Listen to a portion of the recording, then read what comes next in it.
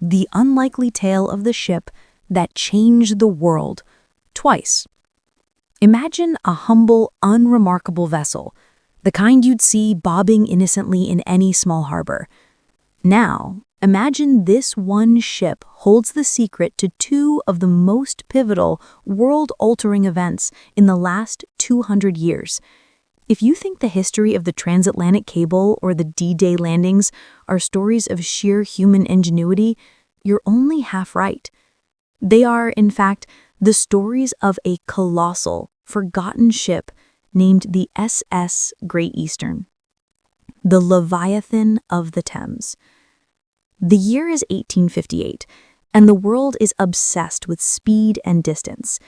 Queen Victoria rules an empire powered by steam, but communication across the 3,000 miles of the Atlantic Ocean is still measured in weeks, the time it takes a fast steamer to cross. Enter Isambard Kingdom Brunel, a man whose ambition was as immense as his creations.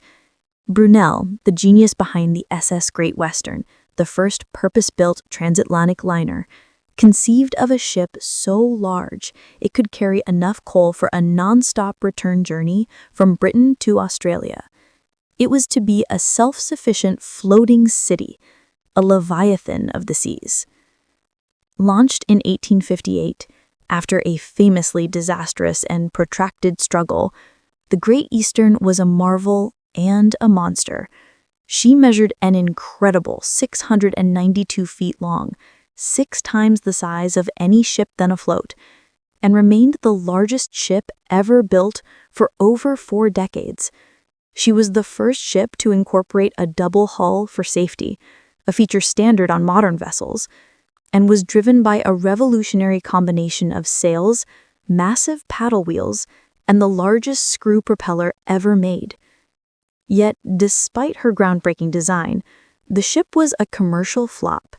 She was too big for most ports, too expensive to operate, and plagued by bad luck and poor management.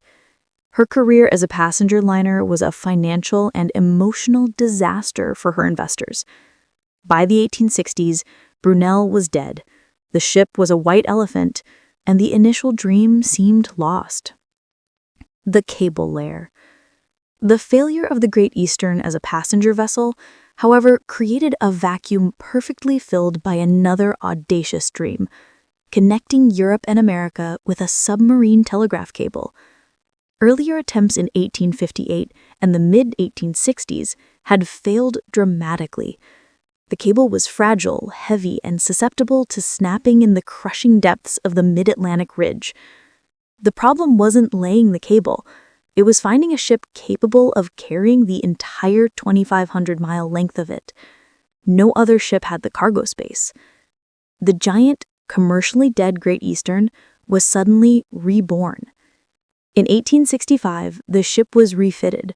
Her luxurious passenger cabins were stripped out and replaced with 3 immense circular tanks designed to hold the cable.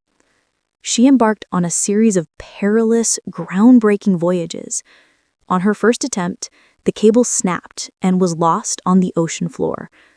But in 1866, with lessons learned and improved grappling technology, the Great Eastern finally succeeded.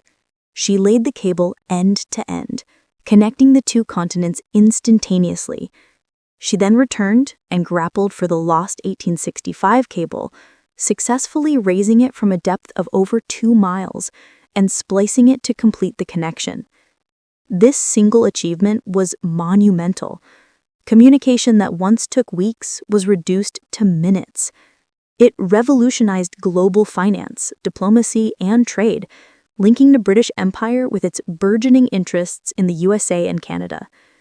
The massive, failed liner became the most important communication tool in the world. The secret of Omaha Beach. The story of the Great Eastern should have ended there, a triumph of technology and communication. But the ship's final, secret act of service directly influenced the success of the 20th century's most critical military operation, the D-Day landings. By the late 1880s, the great ship had been scrapped. Her massive iron plates were sold, and her revolutionary components dispersed. However, her anchors, colossal, custom-forged pieces of metal designed to hold the world's largest ship, were deemed too unique to be simply melted down. Fast forward to 1944. The Allies are preparing for Operation Overlord, the invasion of Nazi-occupied Europe. A key challenge was supplying the troops on the beaches, as capturing a major French port would take too long and be too costly. The solution was the Mulberry Harbors, two immense artificial ports towed across the English Channel and installed off the coast of Normandy.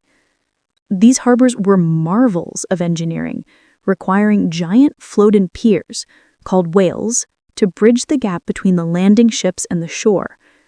These pontoons had to be anchored with unbelievable strength, capable of holding firm against the powerful tides and storms of the Channel. Where did the British Admiralty find anchors powerful enough for this task? They purchased the colossal, unused anchors of the SS Great Eastern and repurposed them for the Mulberry Harbor at Omaha Beach. These silent, decades-old components, originally intended to moor a peaceful passenger liner, were the very anchors that held the crucial bridgehead for the liberation of Europe.